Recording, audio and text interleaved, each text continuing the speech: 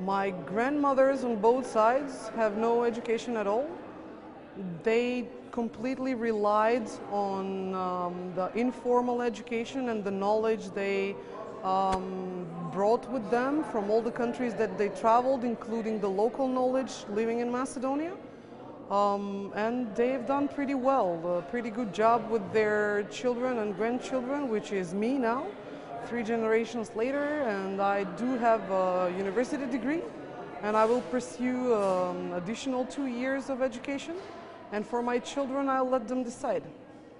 We have to understand why certain Roma hide their identities, and we shall not be judgmental over their choices, because at the end of the day, Romanipe is about survival, and Romanipe is about adaptive skills to adapt and to adjust to changes, and that is what I appreciate mostly about the Roma. So if today we meet still people who hide their identities, that's a signal that our societies are still not safe for people to be whoever they feel they are.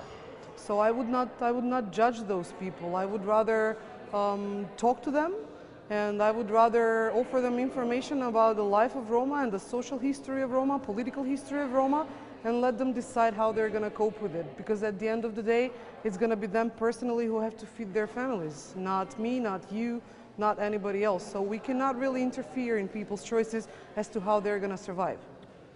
To tell them that we are not in any way different than they are, to tell them that we're not unique in any ways. We may have a different lifestyle, we may have specificities around language and around way of doing things, but that does not make us in any way different human beings than anybody else on the globe.